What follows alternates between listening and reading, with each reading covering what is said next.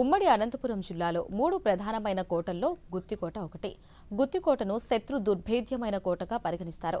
ఈ కోట విజయనగరం సామ్రాజ్యంలో ఉన్నప్పటి నుంచి ప్రాచుర్యాన్ని సంతరించుకుంది. ఆ కోట విశేషాలను ఇప్పుడు చూద్దాం. ఉమ్మడి అనంతపురం జిల్లాలో పర్యాటకులను ఎంతగానో ఆకట్టుకునే గుత్తికోటను 14 రాజవంశాలు పరిపాలించాయి. ఈ కోటను 1700 సంవత్సరంలో మురారీరావు గోర్పాడే ఎక్కువ కాలం పరిపాలించారు. ఈ కోట సముద్ర మట్టానికి 680 మీటర్ల ఎత్తులో ఉంటుంది. భారతదేశంలో అతిపెద్ద ప్రహరీ గోడలు కలిగిన కోటల్లో గుత్తికోట రెండవది. ఈ కోటను చివరిగా టిప్పు సుల్తాన్ పరిపాలించారు.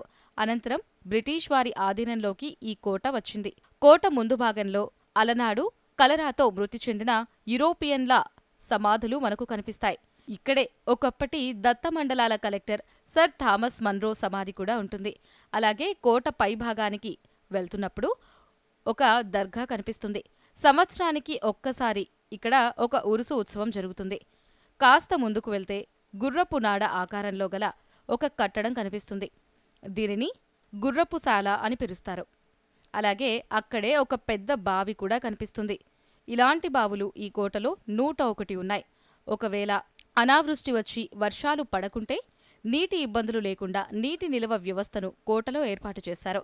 అలాగే ముందుకు సాగితే అద్దాల మేడ, బందీఖానా, వంటగది, రాణి ఉయ్యాల గది, ఏనుగుల శాలలు, చక్రాల బురుజు మనకు దర్శనమిస్తాయి.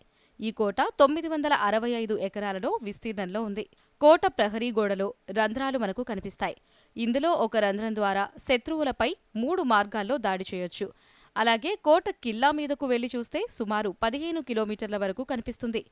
ఈ కోట 44వ జాతీయ రహదారికి దగ్గరలో ఉండటంతో ప్రతిరోజు ఇక్కడ కోటను చూసేందుకు పర్యాటకులు తరలివస్తారు. ఇంతటి చరిత్ర కలిగిన గుత్తికోటలో ఈ నెల 14, 15 తేదీల్లో రాష్ట్ర ప్రభుత్వం గుత్తికోట ఉత్సవాలను నిర్వహిస్తోంది. ఈ ఉత్సవాలకు 50 లక్షల రూపాయలను రాష్ట్ర ప్రభుత్వం కేటాయించడం పట్ల జిల్లా ప్రజలు హర్షం వ్యక్తం చేస్తున్నారు.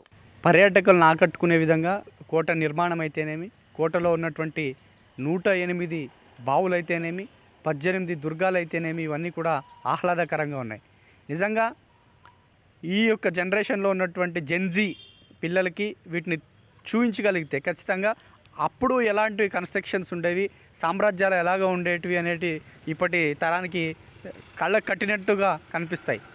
ఇప్పుడు మనం చూసుకుంటే ఇప్పుడు ఈ కోటలో దాదాపు 18 దుర్గాలు అంటే 18 కోటలు ఉన్నాయి. ఆ కోటలు ఒక్కొక్కటి ఒక్కొక్క కన్స్ట్రక్షన్ విధానంలో పర్యాటకులను ఆకట్టుకునే విధంగా ఉంది.